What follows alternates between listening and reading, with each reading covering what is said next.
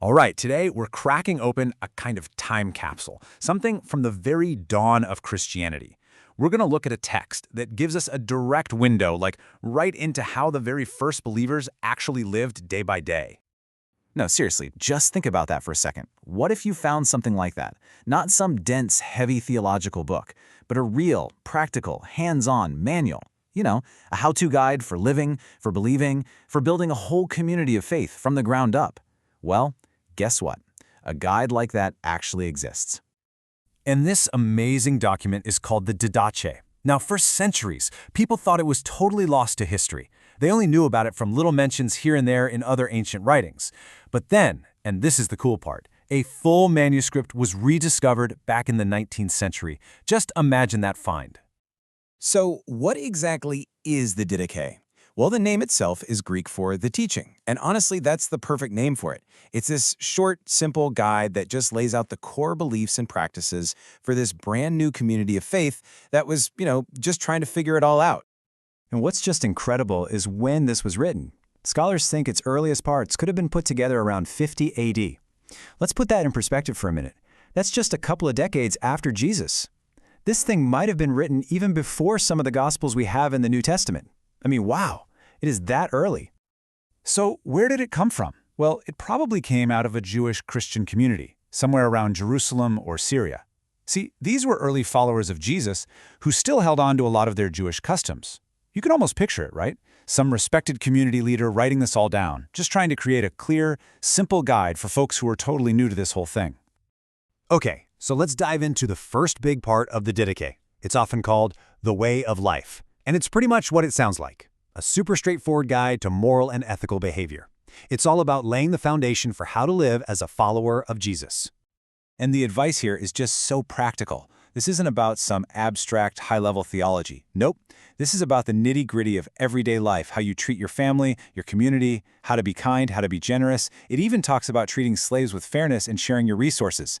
Super down-to-earth stuff. In holding all of this ethical teaching together is a really powerful and probably familiar command. The Didache puts loving your neighbor right at the absolute heart of a moral life. It's a direct echo of Jesus' core teachings.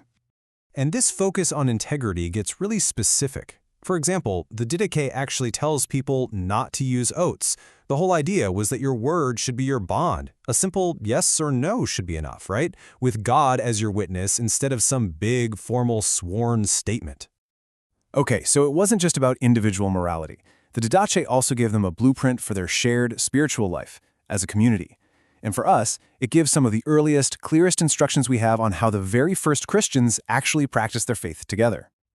Take baptism, for example. The Didache lays out detailed instructions for it, and it makes it clear this wasn't just some empty ritual. It was seen as this profound symbol of spiritual rebirth. The text really highlights how important the Holy Spirit was in this core act of faith.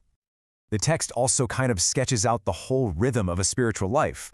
It talks about personal stuff like regular prayer and fasting, but it also sets up these community habits that would go on to define Christianity for, well, forever.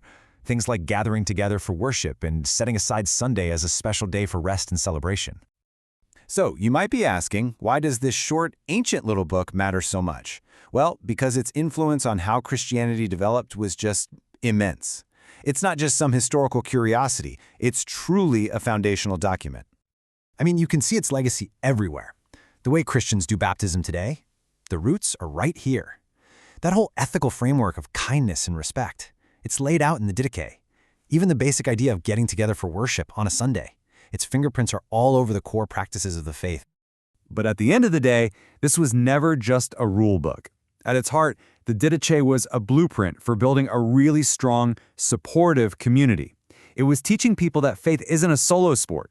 It's meant to be lived out together, through love, compassion, and just supporting each other. And that brings us right back to today. For those first Christians, the Didache was their living guide. For us now, whether you're a believer or a historian or just curious, it gives us this incredible window into the past. It helps us understand the very roots of Christian faith and practice. And it kind of leaves us with a really fascinating question to chew on.